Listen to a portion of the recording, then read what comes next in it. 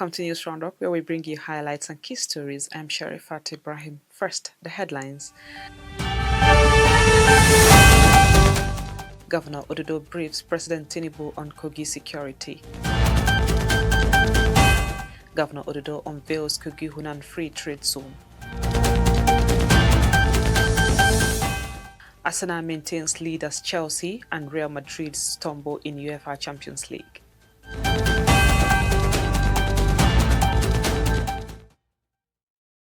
Now the news in details. Kogi State Governor Ahmed Usman Ododo has expressed deep appreciation to President Bola Ahmed Tinubu for his consistent and unwavering support, particularly in enhancing security operations in Kogi State. Governor Ododo, during a strategic working visit to President Bola Ahmed Tinubu at the State House in Abuja, said the visit was aimed at strengthening security collaboration and accelerating key development initiatives across the state. Governor Ododo briefed the president extensively on the current security landscape and outlined the proactive measures being implemented by the state government in partnership with federal security agencies to safeguard lives and property. He noted that federal backing has significantly boosted the capacity of security agencies to respond promptly and effectively to emerging threats. The governor also conveyed the profound gratitude of the government and people of Kogi State for the president's landmark approval the Ajakuta Economic City project, also known as the Kogi Hunan Free Trade Zone. He described the initiative as historic and transformative, emphasizing its potential to reposition Kogi as a major industrial and investment hub, create substantial employment opportunities, and stimulate sustainable economic growth. In his remarks, President Bola Ahmed Tinubu commended Governor Ododo for his effective leadership and strong cooperation with security agencies in addressing security challenges. He assured the governor of the federal government's continued support for both security efforts and developmental initiatives in the state. The high-level engagement, which also had 5 other governors elected on the platform of the All Progressives Congress in attendance, featured fruitful discussions on advancing infrastructure development, expanding economic opportunities, and improving the well-being of the people of Kogi State and other parts of Nigeria. Moving on, Kogi State Governor Ahmed Usman Ododo has led Chinese and international partners to unveil the Ajakuta Economic City, a new free trade zone projected to attract $500 million in annual foreign direct investment and create 50,000 jobs. Victoria Steven has a report. Speaking at the stakeholders' engagement held in Abuja, Governor Ododo said the project marks a new chapter in Kogi's industrial growth. He thanked President Bola Ahmed Tinubu for granting timely approval and supporting the initiative. The governor assured investors of a strong security framework for the free trade zone and emphasized the role of higher institutions in the state in providing the required skilled manpower. Kogi State is a tourism jewel waiting to be fully explored. These natural strategic advantages make Kogi not just the right location for this free trade zone, but the best location. As we embark on this journey today, I want to assure investors and partners that security remains an uncompromising priority for my administration. We have strengthened intelligence operations, enhanced surveillance system, and deepened our collaboration with national security agencies. The Ajakuta Economic City will operate under a dedicated security framework to protect lives, infrastructure, and capital. Earlier, the Chief Economic Advisor to the Governor and Chief Executive Officer of Kogi State Investment Promotion and Public-Private Partnership Agency, Aliu Salami, said the Ajakuta Economic City reflects Governor Ododo's commitment to ensuring that Kogi's resources work for the people. Honorable Salami noted that the 4,000-hectare site had already been approved with strategic advantages including power infrastructure, rail lines, inland waterways, and multimodal transportation links. He confirmed that the project has received full presidential approval, adding that the groundwork for the first phase has been completed. Industrial Park, as shown by the presentation today, historically a number of countries have used it as the solution to take a mass of people out of unemployment and indeed create prosperity for its people. So we do not want to reinvent the wheel. The reason we just thought we should copy correctly and execute very, very seamlessly that model. Jakarta. Also speaking head of the Chinese delegation, Mr. Li Zhonsheng described the Kogi-Hunan Free Trade Zone as a flagship achievement of the Kogi-Hunan Sister City Partnership. He said China is ready to deploy industrial expertise to support manufacturing, logistics and technology transfer within the zone. Similarly, Mr. Hassan of Turkey's Otropoli Group expressed readiness to invest in oil, gas and logistics. He assured that his company would adopt funding models that place zero burden on government. Technical advisor to the governor, Dr. Sani Ozomata, outlined the project's economic impact, saying it was designed as a one-stop industrial ecosystem. Ozomata highlighted key incentives including 100% capital repatriation, tax exemption, sector-specific investment windows, and educational exchange programs with Yunnan Province. He projected that the free trade zone will generate up to $500 million in annual foreign direct investment and create 50,000 direct and indirect jobs. The youth should be ready for jobs and they should get themselves prepared because a lot of jobs will be available for the youth. It's a new hub for investment, secured, and above all, the enabling environment created by His Excellency, the Governor of Kogi State, Ahmed Usman, is so huge that it will be very, very bad for any investor not to be in Kogi State. So I'm inviting investors, both local investors and international investors, to come in because the FDI that the zone will be attracting is going to be enormous.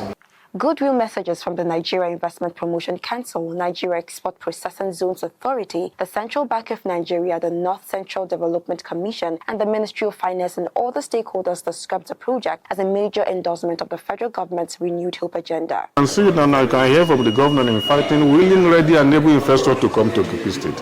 Why? Because the state has put in place whatever they need to make it work. The level playing ground, the institutional framework, and the legal framework, to ensure that while in the state they will be able to work effectively, efficiently, make money and repatriate their money for those who are coming from outside. And again, the local investors, they are very important to make sure that Kogi State develops. We are also putting up assembling plants for what the local Nigerian people need, the electric tricycles, electric motorcycles, and eventually we are going to assemble electric vehicles that will be powered by solar panel charging stations, and that is very clean, affordable, and it will meet Mr. President's larger plan of making mobility affordable and available to Nigerians due to the removal of fuel subsidy. As part of activities marking the 2025 World Disability Day, the First Lady of Nigeria, Senator Oluremi Tinubu, has empowered persons with disabilities under the Renewed Hope Initiative Economic Empowerment Program.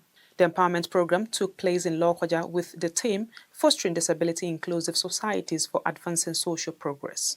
The First Lady reaffirmed her commitment to building an all-inclusive society through impactful social and economic program of the Renewed Hope Initiative.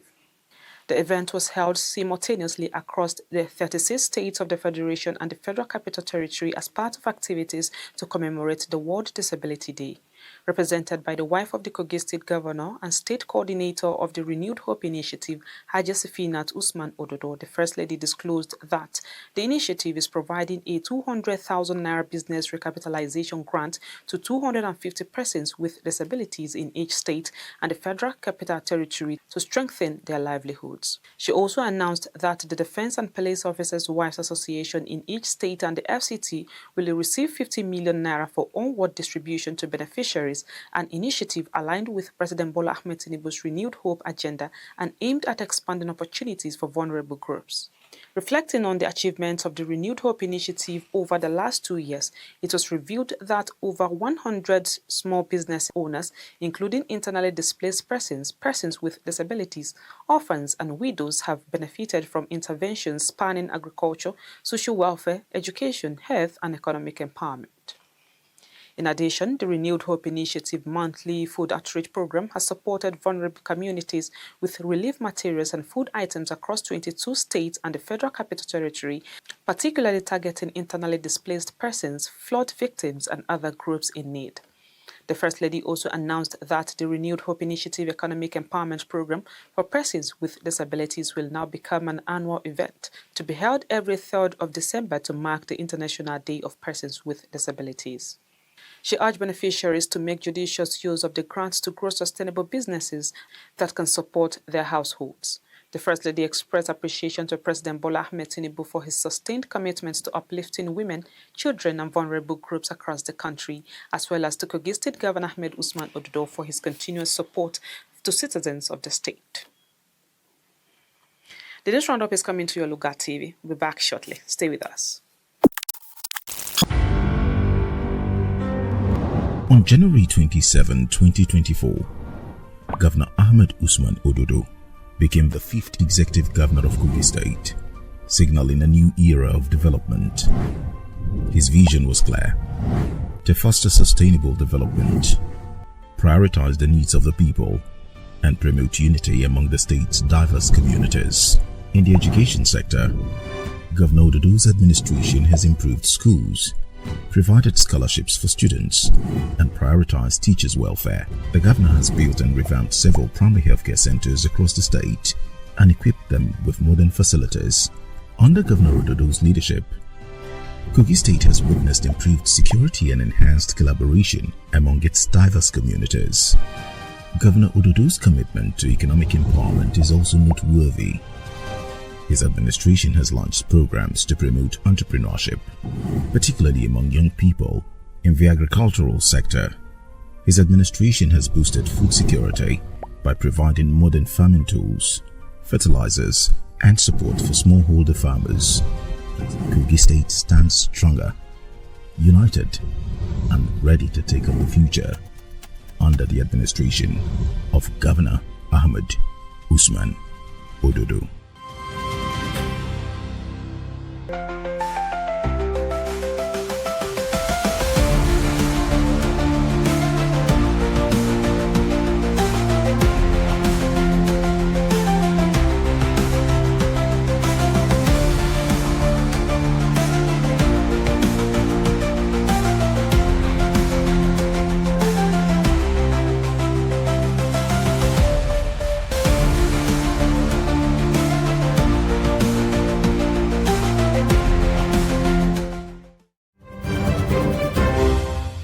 When the world shifts, we are there. From Kogi to the global stage. Hello, welcome to News Roundup, where we bring you highlights and key stories of Sharifat Ibrahim. Every headline, every heartbeat, every victory.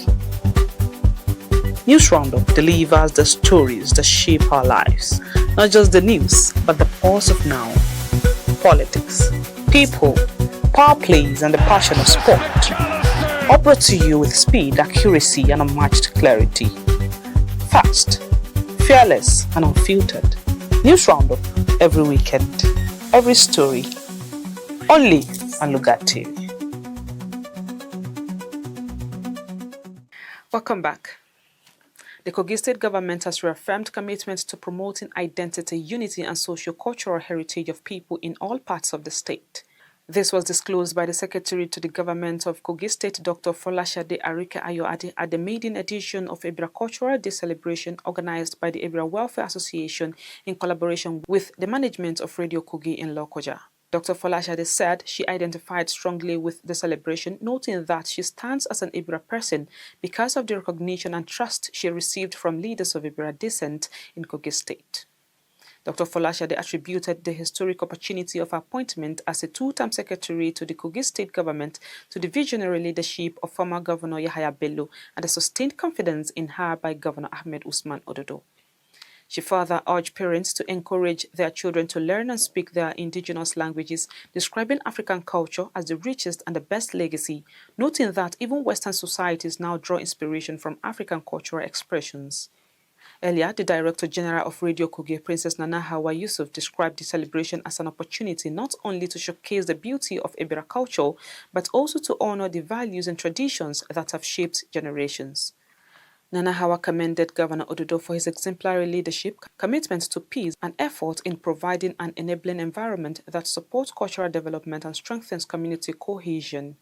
In his remarks, retired Permanent Secretary and Advisor to the Ministry of Information and Communications, Chief Ebenezer Adorodija, commended Governor Ododo for his continuous role in sustaining peace in the state, emphasizing that the governor's efforts towards stability and community harmony has been a shining example for the state. He pledged his support for the agricultural movement, describing it as a laudable initiative for promoting and preserving the cultural identity of Ebira people.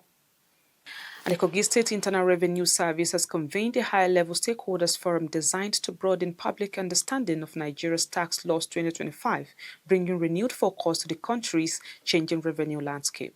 Dominion Adeonju has more. The event teamed Understanding Nigeria's Tax Act 2025 gathered tax administrators, business operators, government officials, and regulatory institutions for a comprehensive review of the new fiscal framework. In his address, KJIRS Chairman Saliwe Nehe said the forum was part of the agency's deliberate effort to prepare stakeholders for the reforms set to shape Nigeria's tax environment from January 2026. He noted that the passage of the 4 tax bills into laws in June 2025 followed nationwide debates that dominated economic conversations the previous year. According to him, the updated tax laws provide a clearer path toward building a stronger, more predictable national revenue system. The tax reform is coming for their benefit. The tax reform, just like we have had from the engagement so far, is that a lot of things have been exempted. So people will have a leave that whereby they will in such a way that they will have more disposable incomes and stimulate the economy. In fact, the tax reform is for the masses. Here we are, whereby those who are on minimum wage now, by God grace, from the beginning of next year, from 1st January next year, they will not pay tax at all. They are exempted from tax. Those who are below 800,000, and that's why I say people on minimum wage will not be taxed. Then also, a lot of things have been removed from VAT. That they won't pay VAT on it. And what I mean that as we are not paying VAT, the price will come down for such items. So the tax reform is for the benefit of all Nigerians, is to stimulate the economies and to create growth for all of us. Also speaking, Special Advisor to the Governor on Internal Revenue Service, Nasiru Rahman, described the forum as an expression of the government's commitment to building a transparent and citizen-focused revenue ecosystem. Participants also received technical guidance from tax attorney Bamidele Suru, who broke down the provisions of the new tax laws. He explained that the reforms include exemptions for individuals earning below 800,000 naira annually and businesses with earnings up to 100 million naira, a structure he said is designed to promote fairness and prevent undue burden on low-income earners and small business enterprises. The forum also featured remarks from Dr. Esther Yetunde Owotunse, pioneer chairman of the Chartered Institute of Taxation of Nigeria, Kogi State Chapter, who commended KJIRS for prioritizing tax education and helping stakeholders dispel long-held misconceptions. And on sports, the UEFA Champions League witnessed some thrilling matches this week, with Arsenal maintaining its 100% record and topping the standings. The Gunners defeated Club Brugge 3-0 with 2 goals by Noni Madueke and 1 by Gabriel Martinelli. Chelsea, on the other hand, suffered a setback, losing 2-1 to Atalanta. João Pedro had given Chelsea the lead, but Gianluca Scamacca and Shari de Ketelara scored for Atalanta to secure the win. Liverpool narrowly escaped a defeat against Inter Milan, with Dominic Szoboszlai scoring a late penalty to secure a 1-0 win. Real Madrid's poor form continued as they lost 2-1 to Manchester City at the Bernabeu. Rodrigo had given Real Madrid the lead, but City responded with goals from Nico O'Reilly and Erling Haaland. Barcelona made a comeback, defeating Eintracht Frankfurt 2-1, with Jules Koundé scoring a brace. Other notable results include Juventus winning a 2-0 against Pafos FC, with Weston McKennie and Joathan David scoring in the second half. Bayern Munich won 3-1 against Sporting, with Serge Gnabry, Lennart Karl and Jonathan Tah scoring for Bayern. Tottenham defeated Slavia Prague 3-0, with Mohamed Kudus scoring a penalty and Xavi Simons also on Weather's score sheet for Tottenham. Arsenal's impressive form has seen them top the Champions League standings with 18 points from 6 games, followed by Bayern Munich with 15 points. And that is on this week's episode of News Roundup. Until next week, I'm Sharifat Ibrahim. Thank you for staying with us.